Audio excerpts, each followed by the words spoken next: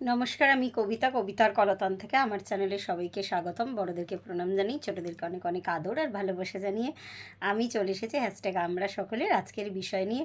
অনেক রাত হয়ে গেছে, এখন 9:45 বাজে। বাড়ির বাইরে অনেকখানি সময় ছিলাম, ফিরে এসে আমি আমার ভিডিওটা করছি। চটপট বলে দিই, আজকের বিষয় দিয়েছেন আমাদের দিদি রঞ্জনা দি। দুটো পার্ট আছে। প্রথম পার্টটা হচ্ছে একটু উল্টোপাল্টা বলতে হবে, আর নেক্সট পার্ট হচ্ছে উপরহস্ত বলে, উপরহস্ত সম্পর্কে আমার মতামত আর কি। শুরু করি তাহলে। আমার নাম, আমি কবিতায়, যে কবিতার ঠিক উল্টো কী নাম দেওয়া যায় যদিও বেশি ভাবা যাবে না। প্রথমে গদ্য ভেবেছিলাম, তবে একটু মজা করছি আর কি। তারপরে ভাবলাম না, রচনা রাখা যায়। ঠিক আছে, রচনা চ্যাটার্জি। আমি কোথায় থাকি? আমি দিল্লিতে থাকি। আমি ভালোবাসি মানুষের যে কোনো ব্যাপারে আর কি নাক গলাতে, সংসারের হাঁড়ির খবর নিতে। আমি বাজারে গেলে কি কি জিনিস কিনি? আমি বাজারে গেলে যত সব কি বলবো আর কি, মানে ফ্রেশ জিনিসের দিকে আমার চোখ যায় না আর কি। যত বাসি পচা জিনিসগুলো কিনে আনি। আমি কি পোশাক পরতে ভালোবাসি?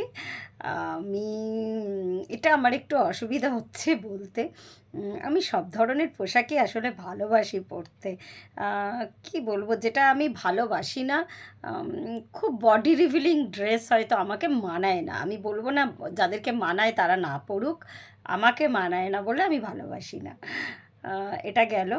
যদি একটু ভেবে ভেবে বললাম, সারাদিন ভাবার টাইম পাইনি। উপরহস্ত বলে, মানে আমি যতদূর জানি আর কি, একটা বাংলা ভাষায় অনেকেই একটা ঠিক প্রবাদ বলবো না, অনেকেই বলতো হাত উল্টো মানে হাত সোজা করতে জানে, উল্টো করতে জানে না। মানে অনেকেই দান গ্রহণ করতে পারে, কিন্তু কাউকে যে কিছু দিতে হয় সেটা অনেক মানুষই জানে না। দিদিরটা অর্ধেকটা শুনেছি, কোনো কমেন্ট করা হয়নি। শুনতে শুনতে বেরিয়ে গেছিলাম, মিটিং ছিল তখন। তারপরে আর একটা কাজ সেরে আমি বাড়ি ফিরেছি। জাস্ট বসেই আমি ক্যামেরাটা অন করেছি।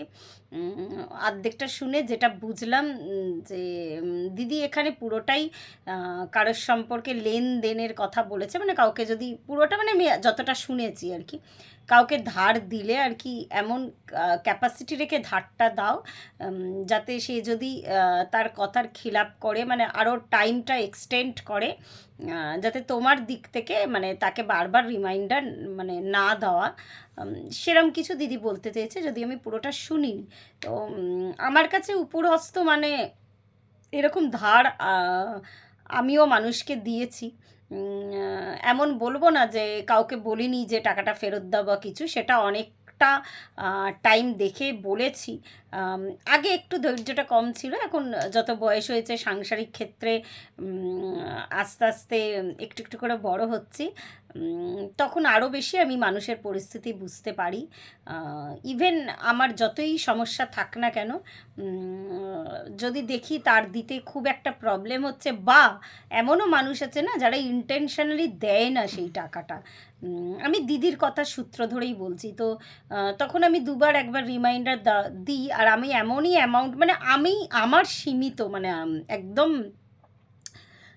আমার পরিধিটা তো একদম সীমিত, মানে আমার সীমিত পরিধি বা সেই পরিস্থিতি অনুযায়ী আমি যদি দিই কাউকে, তো যখন দেখব যে তার মানে ইন্টেনশনালি সে টাকাটা দিতে চাইছে না, দুবার একবার বলা সত্ত্বেও দিতে চাইছে না, তখন আমি আস্তে করে নিজের দিক থেকে চুপ হয়ে যাই।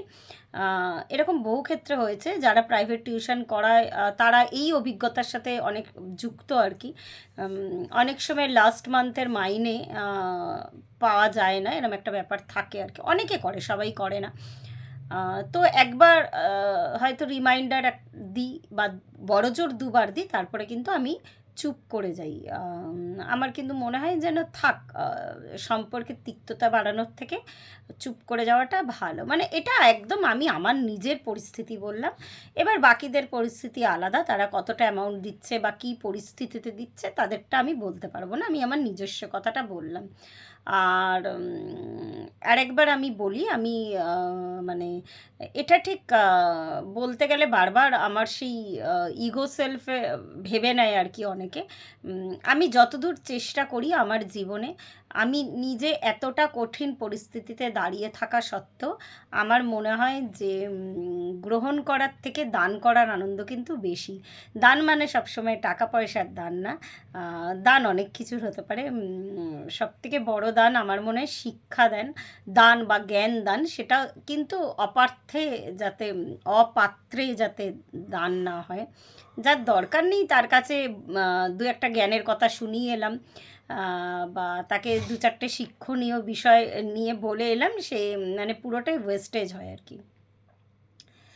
তো উপরহস্তের মানে উপরহস্ত বলতে যদি আমি তাই বোঝাই আর কি, মানে মোটামুটি স্বাভাবিক অর্থে মানুষের টাকা পয়সাটা নিয়েই ভাবে।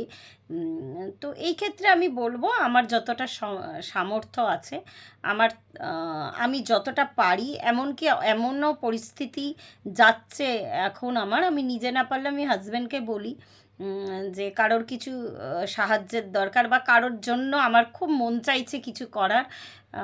এটা সবসময় করা মানে এই নয় যে আমি খুব প্রাউডই ফিল করি, আমার অন্তরাত্মাটা খুশি হয়।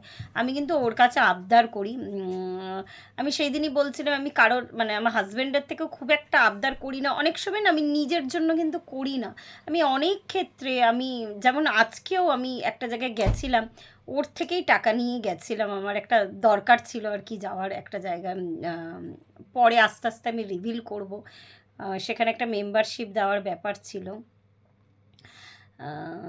একটা নতুন সংস্থা আমি যুক্ত হয়েছি আজকে থেকে, আমি বলবো পরবর্তী সময়।